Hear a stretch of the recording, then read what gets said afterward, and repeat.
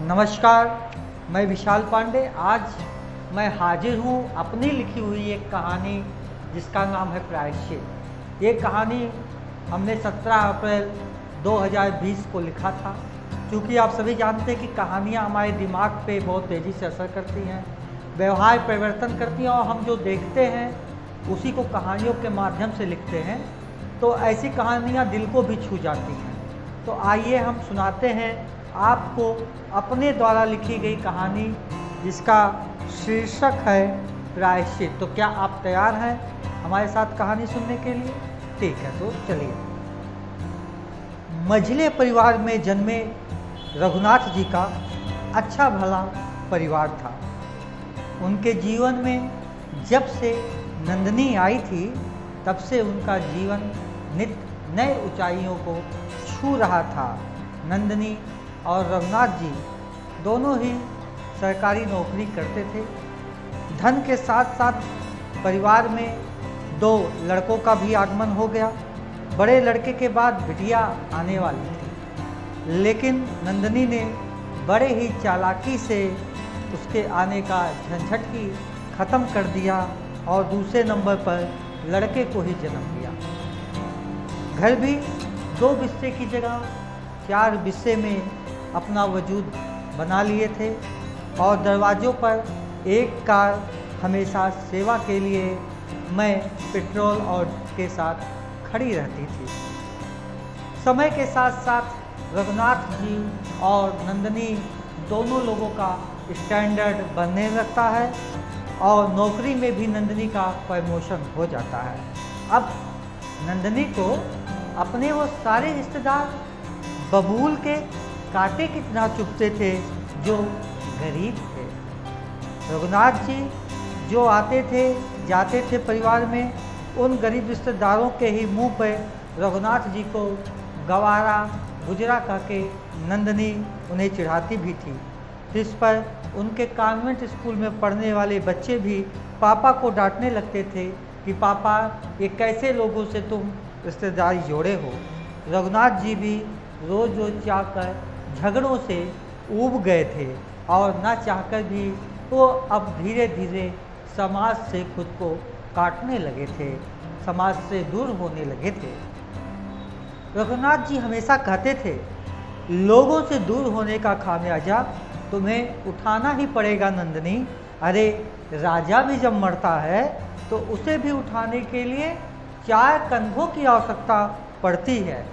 बच्चों को भी हाई प्रोफाइल बनाने के लिए नंदिनी ने उन्हें 5वीं के बाद ही डे नाइट हॉस्टल कम रिसोर्ट में भर्ती करा दिया।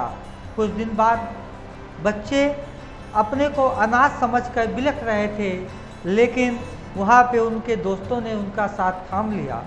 10 पास होते होते बच्चे सिगरेट और हुक्का हर्बल बार का भी दर्शन करने लगे। घर से जो पैसा आता वो यहाँ 12वीं तक पहुँचते पहुँचते सिगरेट के धुएं और दारू की बोतलें में अपना रूप परिवर्तित कर लेता था। रघुनाथ जी को समय के साथ साथ रिटायरमेंट होना पड़ा। वो सही सलामत रिटायर हो गए। नंदिनी की सख्त हिदायत थी कि वो घर से केवल काम के लिए ही बाहर जाएंगे, मोहल्ले वालों से दूर दूर तक कोई बात नहीं करेंगे। आखिर सिक्योरिटी नाम की भी तो कोई चीज़ होती है, प्राइवेसी को भी तो मेंटेन करना चाहिए, ऐसा नंदिनी का मानना था। रघुनाथ जी को अब अपने ऊपर बहुत ही कोफ्त होने लगा। ऐसा लगता था जैसे वो पिंजड़े में मिट्ठू की तरह कैद हो गए हों। उन्हें याद आता था कैसे एक दिन जब उनके बहन का लड़का आया था तो नंदिनी ने उसका मजाक केवल इसलिए बना दिया क्योंकि वो हमारे घर पर साइकिल से आया था। वह मुझे पकड़कर रोने लगा, लेकिन हम क्या करते, और मेरे मुँह तो बंद हो गए थे, मगर उसकी भीगी आंखें बार बार कह रही थी कि मामा हमारी तरफ से अब आपको आखिरी बार नमस्कार है, अब मेरी हिम्मत नहीं है कि मैं आपके दरवाजे पे आ जाऊं। रघुनाथ जी सोचते हैं कि भगवान ही जानता है कि उस समय मैं 3 दिन तक न खा पाया था और न सो पाया था।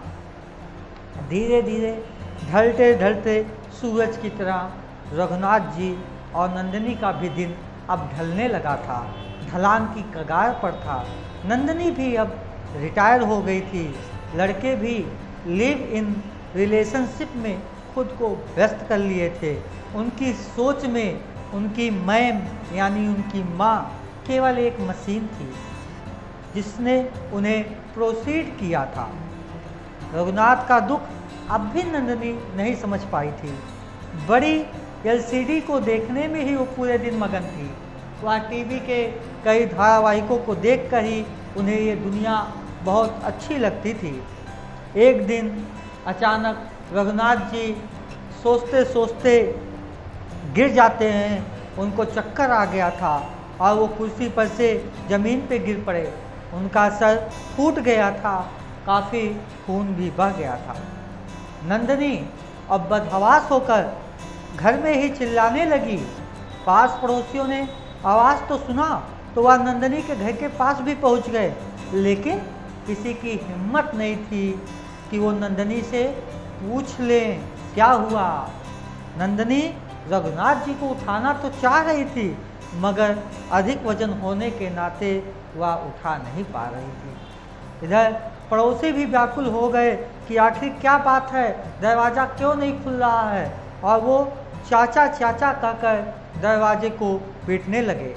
नंदिनी ने जब दरवाज़ा खोला तो देखा 2 दर्जन लोग उनकी मदद के लिए बाहर खड़े थे, और वो ऐसे लोग थे जिनको नंदिनी ने हीन समझकर समय समय पे दुत्कारा था, अपने घर से भगा दिया था, बुरा और भला बोला था। इस आफत की घड़ी में नंदिनी ने किसी को मना नहीं किया। 2 लोगों ने मिलकर रघुनाथ जी को बेड पर लिटाया। एक आदमी बगल से ही डॉक्टर साहब को लेते आया। सुई दवाई देते हुए डॉक्टर साहब ने कहा, रमुआ, अगर तुम 10 मिनट और लेट किए होते तो रघुनाथ साहब को ब्रेन हेमरेज हो जाता। यह सुनकर नंदिनी रोने लगी। मोहल्ले के लोग वहीं डटे रहे कि अगर कोई और दिक्कत हो तो उसको सही किया जा सके। मोहल्ले की औरतें भी आंखें बंद करके रघुनाथ बाबू के लिए दुआएं मांगने लगी।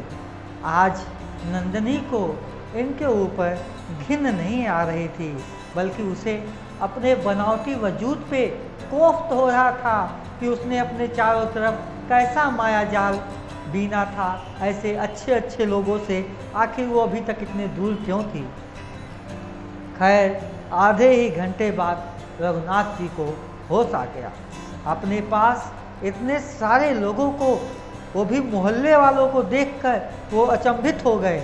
उन्हें होश में आया देख रमुआ ने जोर से बोला, बोल हनुमान जी की। सभी ने कहा, जय रघुनाथ भैया, जिंदाबाद जिंदाबाद। रघुनाथ जी को गिरने से लेकर अभी तक की पूरी कहानी नंदिनी ने बताया और प्रायश्चित कर रोने लगी।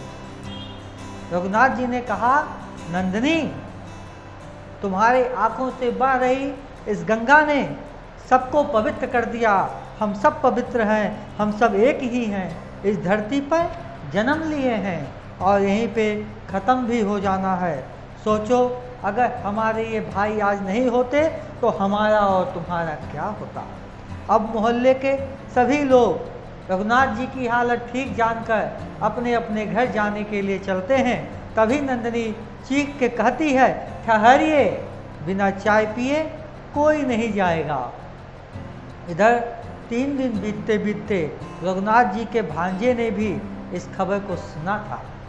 उसे अपनी बेइज्जती भूली भी नहीं थी, मगर मामा के चोट का ध्यान आते ही वह अपने को नहीं रोक सका और चल पड़ा मामा को देखने।